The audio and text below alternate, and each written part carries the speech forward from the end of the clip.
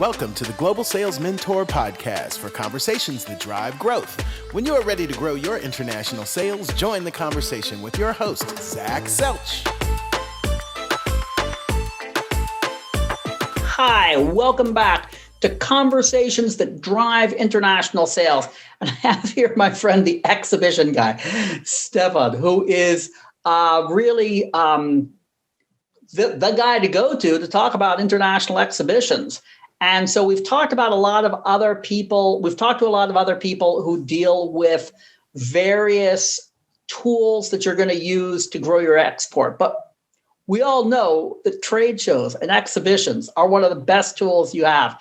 And this is the guy to talk to about it. So welcome. Thank you very much. We've known each other for a while, not necessarily as real in-life friends, but we've been talking and chatting about this field for a while. So it's great to have you on the podcast. Thanks a lot.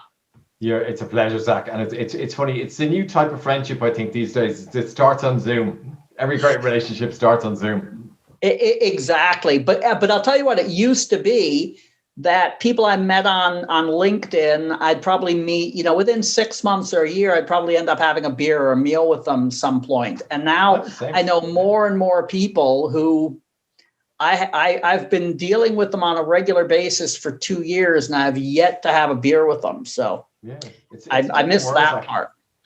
So let's talk a little bit about what it is exactly you do, and then we'll talk a little bit about what's changed, because I think we're both in a situation where what we do has changed a lot in the past year, but it'll change back. I'm not saying that anything is going away. So tell us a little bit about what you do, and especially how that helps people grow their international sales.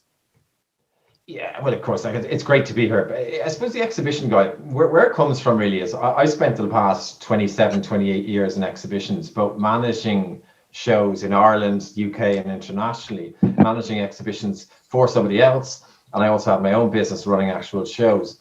But the biggest thing I came across a lot of the time and this is not an Irish or a European thing, this is a worldwide thing, is people would arrive at exhibitions and they wouldn't have a plan. They just rock up to the venue and assume it would all happen. And I hate that.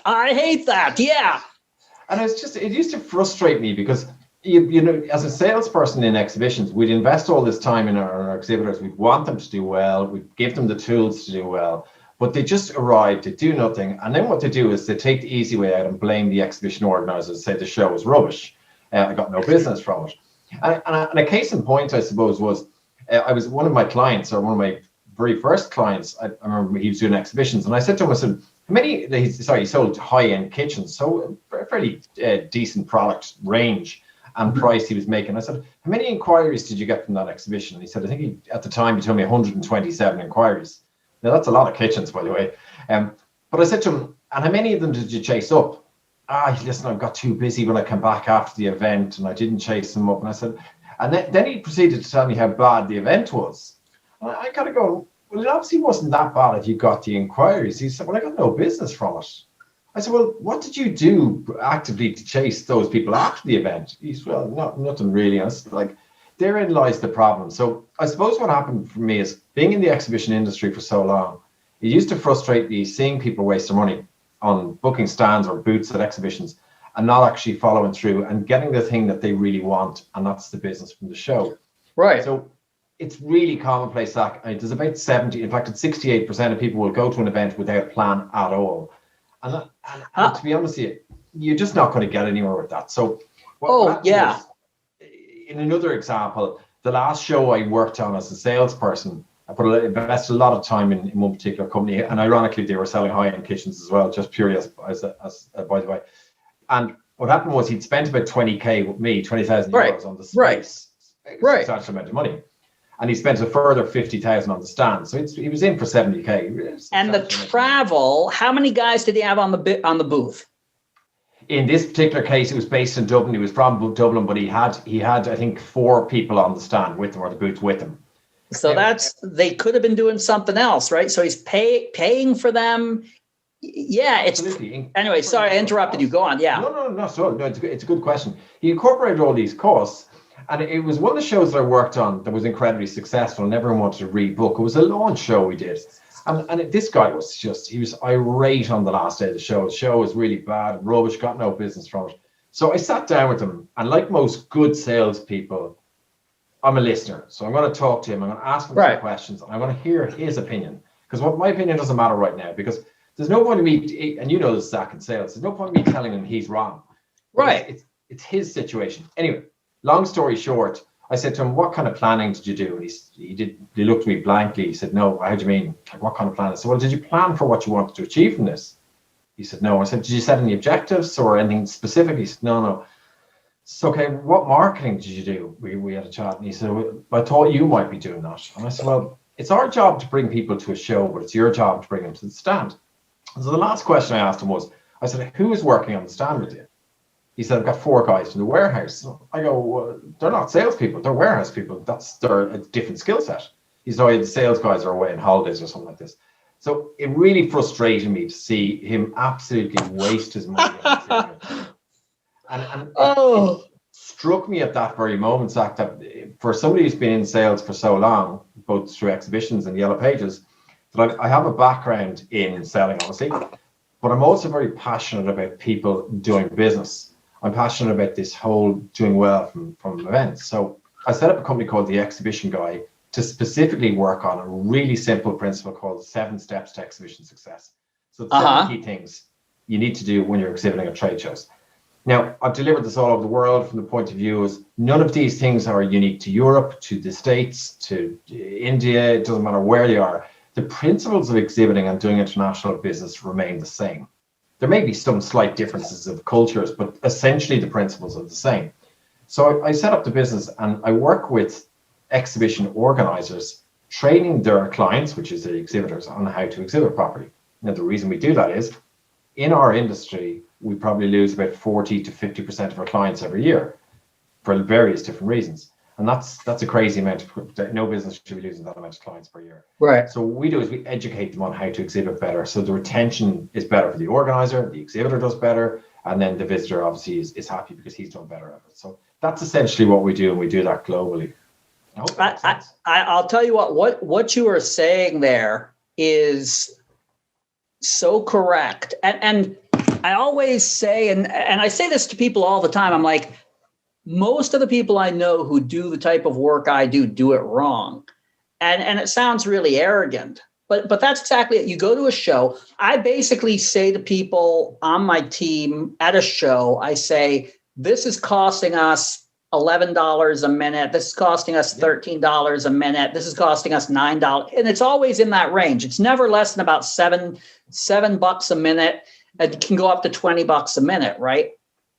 For the time on the show. So if you have a problem and that problem takes you 25 minutes or half an hour to solve that problem. I mean, even something stupid like your water cooler tips over and you have to clean it up, something stupid like that could be $300 right there of wasted time on the booth. Not to mention the flip side of that is you say, well, it's our intention to do $6 million worth of business on this week, right? So every minute you should be selling, $50K, right? Yeah, I mean, you're losing money and people don't get that. And the whole idea of bringing the wrong people. The other thing that I do, and I started with a company I joined a company as the head of sales 10, 15 years ago. And the first show we went to, I put out a 25-page briefing document for our main trade show. And somebody at the company, the head of marketing, said, I've never seen anything like this before.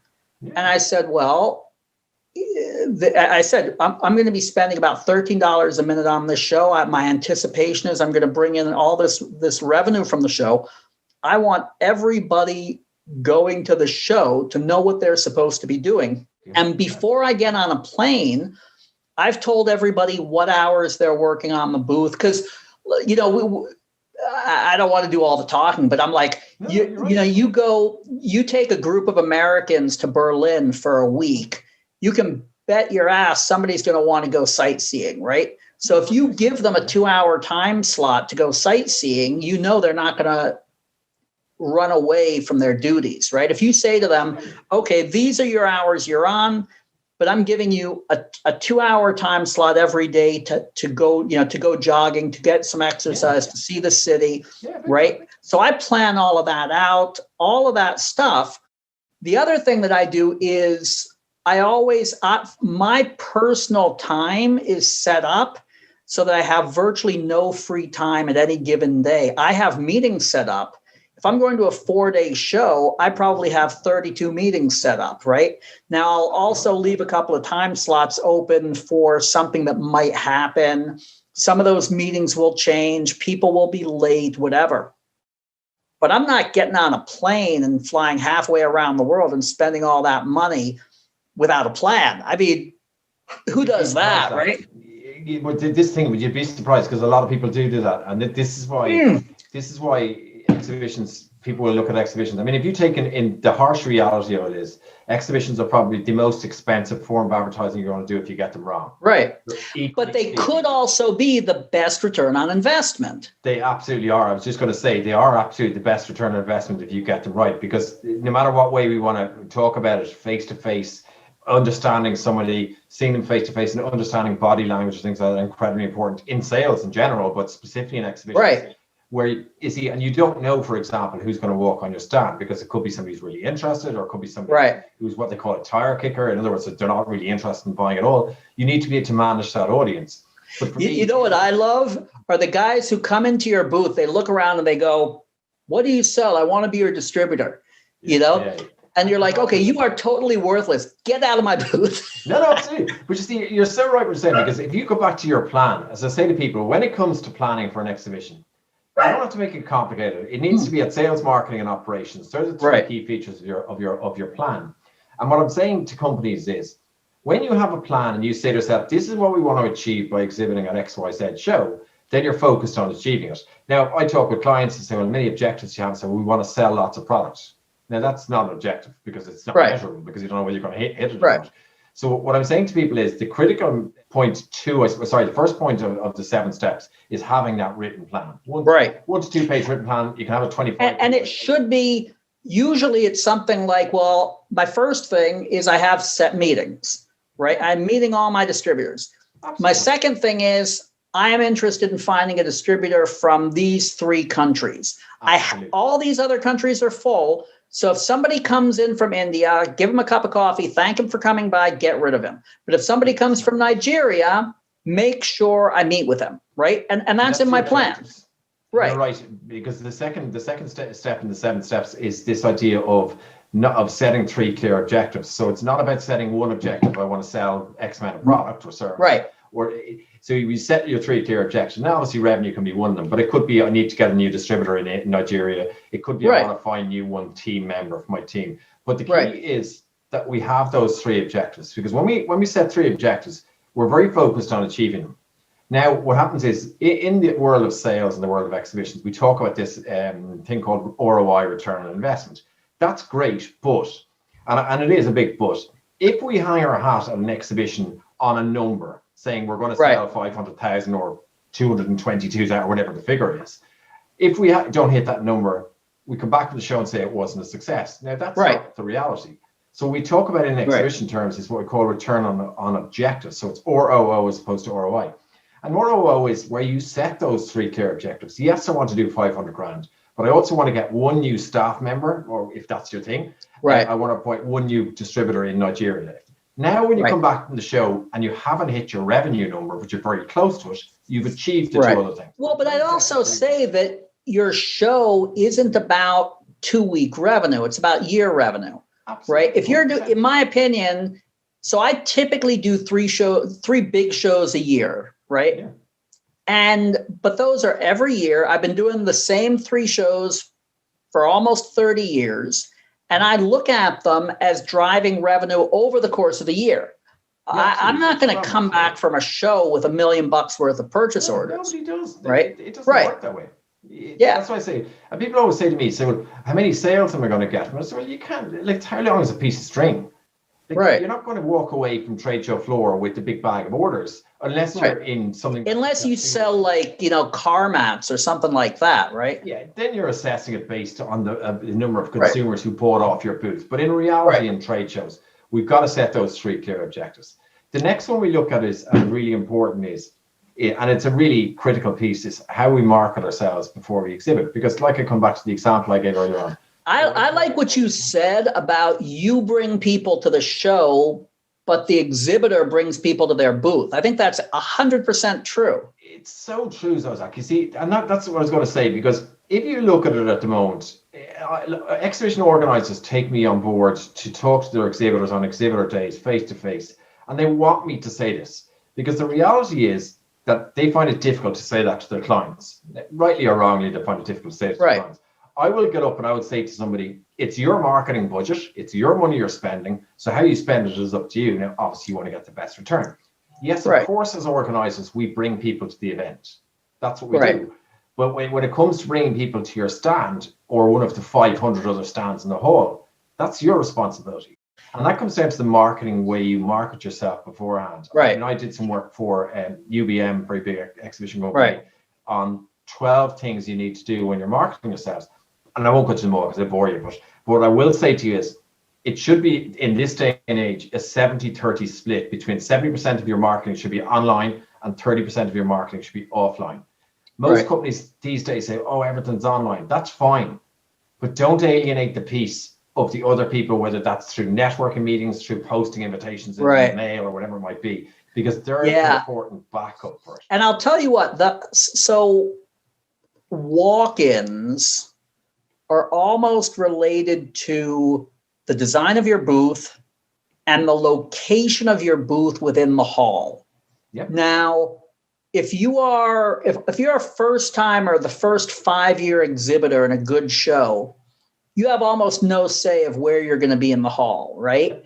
Because they're going to put you not necessarily in the best place until you get a little bit more seniority. Yep. Now, the difference between a pretty good booth and a rock star booth could be $50,000, right? Yeah. So if you say, the way I'm going to go to the show, I'm going to sit there and people are going to come by and they're going to love my booth and come in, the only way you're going to achieve that is through a lot of money. But 2 or 3 weeks of reaching out to people, like, you send out a mass mailing to all your clients and you say, by the way, I'm going to be at this booth on such and such a day. We have a new product we'd love to show you. Can we set an appointment with you? What does that cost you? A couple of hours of an admin's time, it's nothing, right? And again, so you're basically saying, okay, I throw $50,000 on having a clown on my booth and making it 3 stories and giving out beer and popcorn, or I send out an email beforehand. What's the better use of my money? Because it is so true. Because people often say to me when I used to sell exhibitions, they say, well, I want to stand at the front of the show, and I go, okay, just tell me why you want to stand at the front. So we want to be the first company that people see when they walk in the door. Now I go, okay, well, let me just give you my experience here. That's not a good idea. And I'll tell you why. Because what tends to happen at trade shows, people walk in the door and they keep walking. So they're going to walk straight past you. So we want to be in the center of the hall. But my fourth, I suppose, tip on of the 7 steps is exactly about what we're talking about here. Is how do we get our booth, our stand, as we call it in Europe, how do we get people to our stand and engage them? Well, if you take a statistic, when a visitor walks in to an exhibition and walks down the aisle of a trade show, they decide within 4 seconds if they're going to stop in your stand. 4 seconds. That's across the board. Now, what you got to think about is, how do I engage that client in the first 4 seconds? Yes, of course we can use our people, and we'll come back to that in a moment. But we also have to think about the stand design. And there's a couple of key metrics here. The first one is your graphics that you use with your text or whatever, or pictures or whatever it might be on it, they need to be readable and visible from 15 to 20 feet away. Really important. People know right. Strong use of color. The second part of that is you need to have about 60% of your floor space that you have on the ground free for visitor access. So in other words, they can walk in and out of the stand. And the third one is, and really important, is your people. Your people need to engage. They don't sit down reading a newspaper or texting. I used to say, like, you know what they say at McDonald's is, if you have time to lean, you have time to clean, right? I always used to say you can't, and nowadays it shows how long I've been doing this. I used to say you can't smoke, eat, drink, or sit on my booth. If you want to do one of those things, take a break as scheduled and get off the booth. Go somewhere else. Right? Yep. Yeah. Because if you walk by and you see somebody sitting there checking email, you think, well, they obviously have a lot of time. They're not engaged. And you keep walking. They're engaged, Zach. And you keep walking. The other thing is, and a really simple example I would give to people is, when I had my daughter and my kids, but when I had my daughter specifically, and she was about 3 or 4 years of age, someone said to me, if you want to have a conversation with your daughter and you want to take her serious, you want her to take you seriously, or you've got something to talk about, you kneel. So in other words, you're eye to eye. That's the point. Now, when you're at a trade show, very similar example. When you're at a trade show and you're a visitor and you walk up to a booth and the person is sitting down and you're looking down at them and they're looking up at you, that's not an equal relationship. It's also, from a visitor's point of view, quite off-putting, because to think, am I putting Zach off, or am I disturbing him from reading his newspaper? It's not meant to be that way. You should be standing and engaging. Open body language. I have a friend who's pretty crazy, and at trade shows, he does like little magic tricks, right? So he stands in the aisle and he's, pulling a quarter out of your ear as you walk by and stuff like that, right? Absolutely. Now, in the end of the day, I don't know how much business it gets, that thing, but he's engaging people all day long. He's standing there talking to people, engaging people. Yeah. I was saying a while back, I hate to pull this off to a different direction, but I was in a market in Accra in Ghana, and I'm walking down the hallway, and everybody is trying to get your attention. And this one guy said to me something asked me a question totally unrelated to his goods. And it stopped me, right? And I thought, well, this is the guy I might, everybody has the same stuff. Maybe I'll buy from him, because he had a good engaging. He wasn't just saying, I have cheap stuff. I have cheap stuff. I have cheap stuff. He asked me a question about my experience, and then we started talking. And in the end, I bought from him, right? You see, you've got to be different, Zach, because you see, it's like I say to people, you go to exhibitions and everyone is doing the same thing, or everyone's selling the same thing. They're saying the same line and stuff. I mean, that's not engaging, because that's just repeating lines that everyone else is saying. It's what we've got to be in life is different. I mean, I wear odd socks. People, it's one of my trademarks. And people say, "Oh, you wonder what socks you wear today." Now, slightly different example, but my point is, when we're different and when we can come out with something that's actually engaging, like your magician, or that you can stop somebody. Now, the next step is, can you take that to the next level of engagement? But that's the key to sales, and you and I both know that. Is you get somebody's attention, or you build rapport with them, or a relationship with them, before you talk about anything to do with what you're selling. We talk about, we understand them. Now, if your magic trick idea works and stops me, and I go, geez, that's a great trick, it was amazing. And then I turn around to Zach and say, what do you do, by the way, Zach? And Zach says, well, I do this amazing training. And I go, tell me about your training. And then we're into a conversation. That's what trade. That's exactly it, right? It is absolutely 100%. People come to exhibitions to buy, not to be sold at. So when I talk to people about tip number 5, I say to them, interesting, what is the worst question you can an exhibitor can ask a visitor at a trade show? And the answer is, can I help you? Why is it a bad question? Because you know what the answer is. So really simple. What we say to people is, put the word how in front of that sentence, and you're totally changing the dynamic, and you're getting into a conversation, which is what we're trying to do. We're trying to get into a conversation with people, because that's where the engagement, rapport, relationship begins. Then we talk about our sales products or whatever. And going back to what you said about preparation, right? I used to add to, like, when I do a trade show prep document, right, a briefing document, I say these are the 3 questions you should be asking people when they come in, right? Because I don't want to leave that to chance. Because again, if you're, everybody has different skill levels.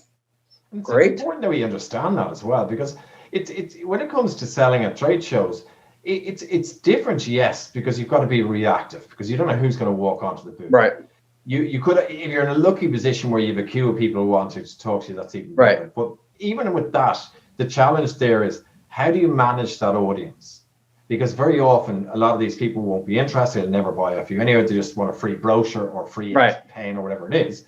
Whereas we need to manage the audience, and that's what there's a certain amount of churn that's necessary off your stand, as you mentioned earlier on, because time is money.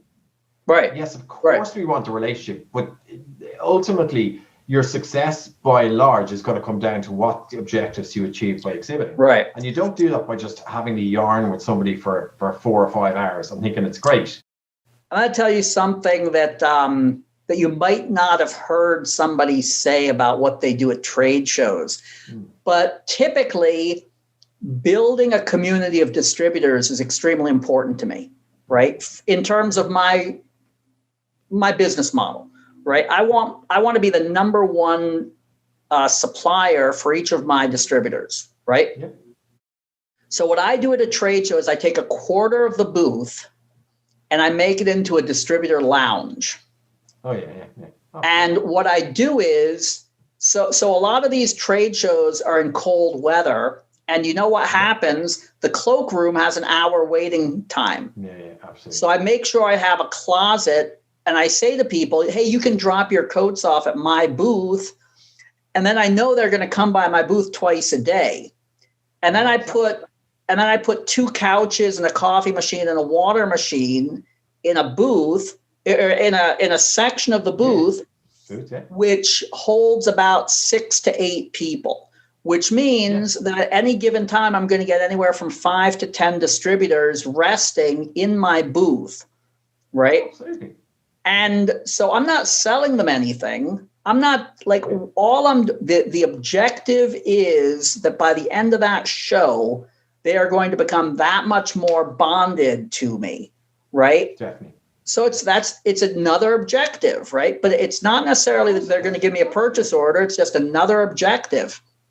No, but it's like you said earlier on, Zach, and you're right. I mean, if you're talking about getting a PO, getting their purchase order, we don't get a lot of those at shows. You get you get an idea, I might give you a purchase order, but the reality is, as with all sales, I mean, it's about building relationships. It's about getting that connection and building that connection over time. I mean, and for me, because if you look at it, if you take another statistic from the exhibition industry, which was my last point, was that 81% of leads from trade shows are never followed up. That's fact, by the way. Now, I understand why it happens. People come back, they've been on a show for a week between the build-up and strip out of the show, and they come back to the office, they've been busy, they travel a lot probably, and they get caught up with what happened when they were away. And the reality is, that happens all the time. People say, oh, it does, but it's a real shame, yeah. But the problem there is that they do what they do is, and I could see it in slow motion happening. They say, okay, I'm going to chase those leads tomorrow. I'm back on Monday, I'll chase leads from Tuesday. Tuesday comes and then suddenly there's another meeting or they've got to go out to do something. And then they say, I'll chase them on Wednesday. Now, it's like the movie says tomorrow never comes. It literally never comes. But the biggest issue there is that in 3 weeks' time or 4 weeks' time, when they go, I never chase those leads up, and they go back to them, and the leads don't seem as hot anymore. And even when they do chase up the leads, the guy says, oh, I thought you'd forgotten about me. I went and bought off a competitor or whatever it might be. Now you're saying that because he also talked to 2 of your competitors at the same show, probably, right? He didn't just come to your booth. Absolutely. And it's really important. So what I say to people is you need to set yourself a back at office show day. And this is, where you come back to the office and all you're focused on is chasing up the leads or queries from the show, whatever it is, get them done or delegated or whatever way it works, and get them in motion to be followed, because they need to be followed up within 6 days as a maximum. Now, that's not to say you're going to get an order in 6 days, but you're maintaining that contact in 6 days. If you're in a really lucky position where you get loads and loads of leads and you can't physically chase them within 6 days, you need to email them within a maximum of 48 hours saying, great to meet you. I'm going to be in touch with you at the end of next week or whatever it might be. But what you're doing is you're continuing that contact all the time. Well, and I'll tell you what, I'm old. I'm not going to say anything about you, but I'm old, right? And we're all old. And things have changed that make this easier, right? So it's not like you don't have to be taking a business card and stapling it to a piece of paper and writing some details and putting it in a box and hoping some admin. You can take your phone, take a picture of the card, populates an app, and generates an email, right? You can do that. And you can do it on the booth. And then at the end of the day, you can basically say, okay, send out that email that says, thank you so much for talking to me. I will get back to you within, 5 business days. And then gives you a reminder. And then the next week, you can do that. It's, $3 on the App Store, right? And it really drives me nuts when people don't do something that somebody has gone out and built a tool to make it so simple to do, and then you don't use it, right? But you see, the problem there, Zach, is, and unfortunately, common sense isn't very common. But and what frustrates me in a lot of ways is that we explain these concepts to exhibitors, yet they still don't do it. Right. But what they will do then is they'll say, oh, it was the exhibition organizer's fault, the show was rubbish, and it's just. And I say it sometimes. I'm very straight up with people. I say, no, actually, it was your fault, not theirs, because you didn't chase the leads. And you can bring a horse to water, but you can't make him drink, as the expression says. And it's absolutely critical, because what we've got to understand is that, and this really simplistic terms I say to a client, I say, when you get an order at a trade show for X amount of product, whatever it might be, let's call it $10,000 worth of product, for argument's sake. So that's not an order for 10,000.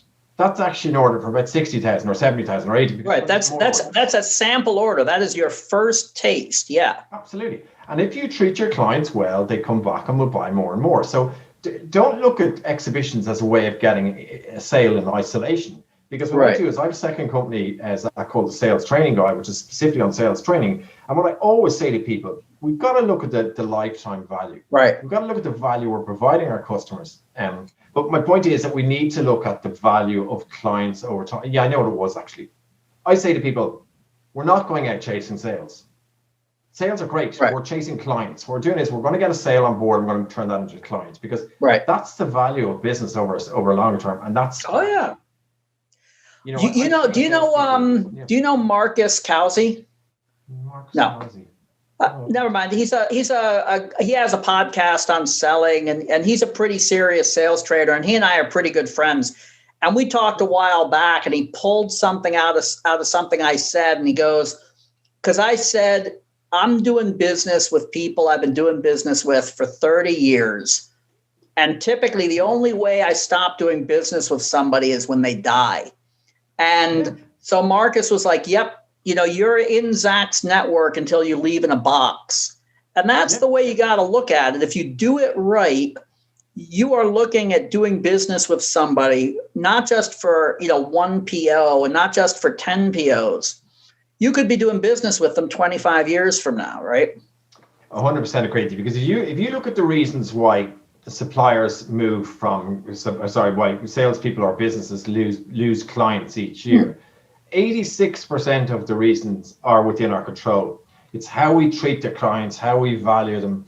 Now, there's obviously people die, people move away. They're ones that can't necessarily do it about. And the market changes, products change. Yeah, absolutely. Well, with good selling and good account management, we can control. I think those numbers make perfect sense. I'd say, that 86% in our control makes perfect sense. You see, we could do that. I mean, it's like I say, I train probably on an average month. I'll probably train 50 salespeople in one particular company. It's called the Entrepreneurs Academy. It's young companies just setting up. I train about 50 people every month on average. And I say to them, sales is not complicated. Right. In fact, if anything, as salespeople, we overcomplicate things. We've got to understand the basics of what sales is. Sales is a conversation between two people to come up with a solution. And if the solution or the problem isn't obvious, we may have to create a problem. And I don't mean that in an underhand way. We may need to highlight the problem.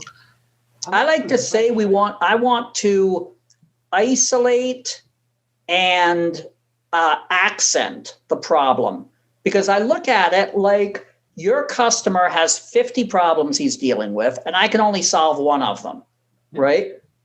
Now, if this morning his wife asked him about a problem or his boss asked him about another problem, those are the two problems he's most thinking about. He's not thinking about my problem. So if I can say to him, if I can bring to his attention the problem I solve, I can isolate it and I can clarify the importance of solving that problem. That's part of my job, right? Of course it is. I'll give you a really simple example. I before COVID, I went to London and I met an exhibition organizer and I sat down with him, we had a coffee, and I said, okay, we got into the general chit chat, and I said to him, how many salespeople have got in your company for 7 exhibitions? He said 10. So I'm now asking him, the next question I asked him, how many of them are working out? Because I know invariably, as Murphy's Law would have it, so at least one of them is not working out, if not more than that. Right. And he said to me, 3 of them aren't working out. Okay, so okay, I'm going to ignore the 7 for a moment. Right. The 7 that are doing great, because that's not a problem for him right this very second. Now, maybe there's other problems, but that's not a problem. Right. So tell me about the 3. So, well, what I'm going to have to do is I'm either going to have to let them go or fire them or whatever you want to call it, or else they're going to have to sell more. It's that simple. So, right. Okay, tell me how come why? Right. Yeah. What's the issues, or what issues do you think they're having? He said one of them is really bad at closing. One of them can't prospect for love nor money and can't find new clients. And the other guy makes a mess of presentations. So I said, okay, these are 3 areas that we can help you with, because I can make them present better. And in fact, not only can I make them present better, I can help them find better clients to present better too. And when they present better, the closing piece won't be so much of a big deal, because they'll want to buy it. Right. And you go, that sounds really straightforward. And I said, it actually is really straightforward. And go back to what we were talking about on ROI. What's cheaper, firing 3 people and then hiring 3 people and onboarding them, or fixing them? I exacerbated the problem, Zach. I did exacerbate his issue by saying that to him. I said, like, my wife works in recruitment, which she does, by the way. And I said to him, I know how expensive recruitment fees are, placement fees are. So if you have to replace them, you're going to have to pay a fee. You're going to have a lead time before they get trained up. And you're still going to have to employ me, by the way, or somebody like me. Right. But you're also going to have this lead time between them learning the business and them selling the product and amount of product you want. Right. Let's look at minimizing the risk for right now. And if it doesn't work out still, then we have another issue. But we focused on those 3 salespeople. And he's come back to me and said, listen, can you train the other 7 salespeople? Right. It's slightly different course. But my point is, going to him, yes, he knew he had a problem. Right. But he probably didn't understand the gravity of the problem. And he wasn't thinking about how to solve it. And he wasn't thinking about the costs involved and all of this. And you clarified things for him. You see, that's where I don't, of course I had a sales piece bolted on at the end. But for me, the initial reason why he bought into me was, I'm asking him, tell me about your business, tell me about your salespeople, tell me about whatever it is. And that worked well, because I'm now listening to him. As I always explain to salespeople, if you ask a good question to a client and you listen to the answer, when you start talking, they are more likely to listen to you as well. It's really simple stuff. It's not nothing complicated about it. And I'm not saying that happens every time, but oh yeah. I'll tell you the other thing I like about good questions is if you ask the right question to a customer, prospective customer, you can show him that you understand his business problems. Not by answering the question, by asking the question. You know, I always like to have 1 or 2 questions that I know that if I ask them, the client or the customer is going to understand that I really understand his workflow, possibly better than his boss or his wife, right? Yeah. And when I ask those questions, then our discussion gets from a point like, well, this isn't just an idiot salesman. This is an idiot salesman who understands my workflow. Right. And it's not even a salesman anymore, because you're now right. Now you're an advisor, because if you ask the right question, you're now in a position to advise him, because he's like, okay, yep, they know what I'm talking about. It's like my bridge line. I use this bridge line that I call the bridge line in my sales training. And the bridge line is basically when you've established rapport and you're having a great relationship with somebody, and you use the words, based on what you've told me, we can help. And the based on what you've told me is really important, because obviously it links back to what you said before. And it's also something I use is, I don't know if you've ever seen a movie called Ted. There was a movie called Ted a few years ago. Yeah. Well, it's not about the movie, but specifically. But those 3 letters are really important. I train people about using the 3 letters. T for tell me about. So tell me about your business. Tell me about you. Tell me about what your challenges are. E for explain. So explain to me what you're trying to achieve through sales training, whatever it might be. And the last one is D, which is describe. So describe to me what your ideal solution is. Now, when you use those 3 questions together, you're building a great relationship, but you're also leading the conversation to the D one to be able to say, well, here's how we can help you. Right. And I find that really, really effective, actually. Yeah, I think you're exactly on line there, right? Yeah, cool. We're cutting the same cloth, Zach, I think. I think so. Look, you know what? If you've been selling successfully for 30 years, you learn a few things, and in a lot of ways, you're gonna be leaning in the same direction, right? Because you can pick up some type of a fancy fad, and it'll get you through a year or two of being successful, but it comes down to fundamentals. When you do this for 30 years, you're dealing with fundamentals, right? Yeah, big time. Yeah, absolutely. Big time. Yeah. Great. So what are some of the most fun shows or the most interesting shows you've dealt with or been involved with? Yeah, I worked on a couple of fun ones, actually. I worked on, I don't know whether you have it, well, you probably have it in the US, called Top Gear. Yeah. Yeah. I worked on the first Top Gear in Ireland, where Top Gear and the whole TV production crew were brought to Ireland to create an exhibition around supercars. And it was just a phenomenal, a spectacular event to work on. Just seeing the whole supercar thing come together, seeing these absolutely dynamite cars driving into the venue, and then seeing the racing went on with it. That was a fabulous event to work on. I also worked on an event called the Rugby Show. I'm very passionate about rugby as a sport. I set that up myself, really passionate about that. And what I love about that is it brings together different people's passions and really enjoying what you do. I've worked on, I think, about 300 or 400 shows I've sold on. Some of them are boring, if I'm honest with you. Some of them just don't excite me. But listen, different things excite different people. So exactly. And I'll tell you what, like, a lot of it for me, the show, I go to some boring shows, but the people are, I'm going to see friends there, right? I'm going to see people, I'll do business, that kind of thing. Medical shows are interesting because there's always a surrealistic moment in a medical show, right? Like you're walking down the hallway and they'll have these devices that they use for nursing homes to pick people up from a bath, right? So suddenly you'll be walking down the hallway and you'll see they're picking up women in bikinis with these claws, right? And you'll turn the corner and somebody's using a laser to slice steaks, and you turn the corner and it's always interesting stuff at a medical show, right? Oh, definitely. Yeah, 100% agree. I've worked on a few medical shows myself, and it's definitely, they're always very impressive because the medical companies tend to have a lot of money as well. Certainly pharma companies have a lot of money. And when it comes to investing and trade, like there's nothing more I love than seeing a really well built, fabulous looking standard show. Now I do appreciate the cost involved in it. But shows like that get me excited because it's opportunity. I mean, I don't tend to work with small companies, and I don't mean that in a negative way. Right. They can't afford to put. No, I get that completely. Yeah. There's one show I go to a lot in Germany, in Dusseldorf, called Murtagh. Right. That's like my high school reunion type show. I go to that every year. I see hundreds of friends, and I want to say they have 17 buildings.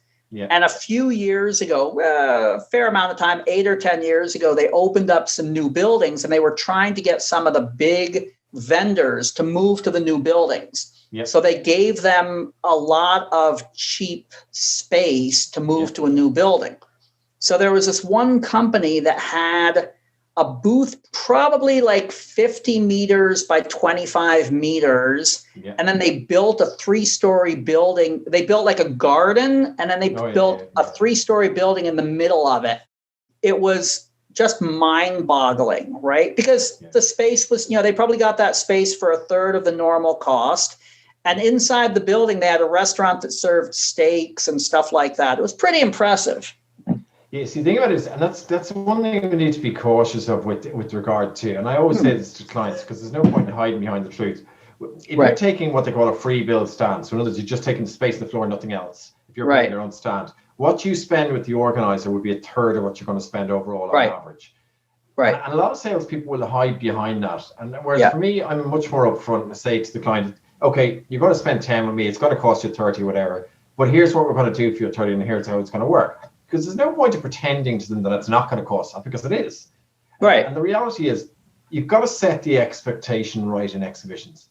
I work with salespeople who will go in, and I do face-to-face calls with some in London, and I'd go into meetings with them, and they tell the client, oh, you're going to get 150 inquiries. So you can't say that, for starters. Right. And second of all, they'll also sell them a ridiculously big stand that the client doesn't need. Now, the issue there is he's not coming back. I prefer somebody to take a smaller stand and grow its show every year rather than somebody just for the sake of it. I was just saying to somebody yesterday that I am very careful not to sell people stuff they don't need. Absolutely. Because in the long run, over the course of time, it always comes back to haunt you, right? And it's much better to say to somebody, this is too much stand for you. This is going to be a waste of money for you.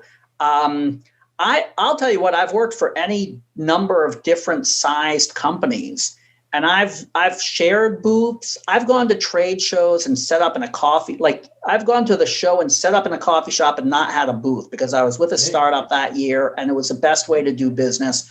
But I've also had giant booths with 6 rooms, right? So it depends what you can do and what's going to achieve your objectives, like you said from the very beginning, right? It is. It's critical because, you see, it's like taking a ridiculously big stand year one or forcing somebody to do that. That's not strategy. Right. It's just trying to get a sale across the line. And listen, we're all in sales. We all. Right. I think if you want to be in sales and have longevity and have 30 years like I have and you have, and more, whatever length of years, and to get people to come back to you, you sell them what they need, not what you need. You sell them what they need. And you got to make sure your salespeople know that too. Because if you're compensating them only on today's sale, and you're not teaching them about the company's values, then why shouldn't they screw over customers, right? You got to teach them. The other way around, Zach. I would charge my salespeople when I had my team. I would charge my salespeople how many clients they got, not how many square meters of exhibition space they sell. Right, exactly. And that's a fair way to do it because you're going to make money from those clients next year and the year after. So you want to make sure that you're fairly compensating your sales staff and you're not giving them an incentive to do something that goes against your business interests, right? And if they're 22, they might not understand that they're doing something against their business interests. So you got to help them. They look short term, you see. I mean, they're looking exactly. They're thinking in the short term, possibly, right? Yeah. At the end of the day, if we run businesses, I run a business and I've got to look at the reality of the business as in, like, it's not me getting a sales training order or an exhibition order for this month. Yeah, of course, that's great. But it's about what happens next month. It's about the client coming back, Zach coming back saying, listen, it was great, really enjoyed it, worked really well. Now I want you to train another part of my team because that's what business is about. It's not about a once-off. And you think about the world, right? So let's say you have a VP of sales who today works for one company and tomorrow works for another company. And he says, okay, now I have 12 new people to train.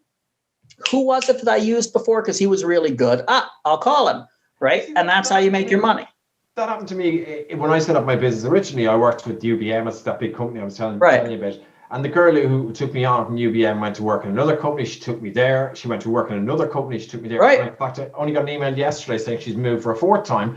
And she said, I'll be taking you there as well. So listen, you never know where those conversations are going to go. Yeah. I work with a guy who his specialty is shipping to exhibitions. Right. Yeah. And that's what he's good at. I've worked with him, I want to say, for 6 different companies over the years because he's a specialist. He's good. Yeah. So every time I change company and having left those companies, the companies still work with him. Right. Yeah, exactly. So he got my business 30 years ago, 25 years ago, and he still has business now from 5 or 6 different companies that because he provided good service to me, That's what it's about. So I want to thank you. I want to round things up because I don't want to take up too much of your time. How do people find you? I know you can just look up the exhibition guy on LinkedIn, but is there a better way? Yeah, you can get me through my website, which I've just finalized again, through theexhibitionguy.com, Zach, or certainly please do connect to me. Love connecting on LinkedIn and sharing content. So you can get me at theexhibitionguy.com or on LinkedIn at any stage. Great. An absolute pleasure as always, Zach. You're a gentleman. Thank you very much. It's a lot of fun. I'll tell you what, this is the best part of my week is to talk with somebody who, has something interesting to talk about and we can really get into some interesting subjects. Thank you all very much for joining us. The 3 dedicated listeners I have out there at this point, or whoever else is listening. I hope you found this helpful. Trade shows and exhibitions, a huge part of doing a good job with your international sales growth. And join us next time for more conversations that drive international sales.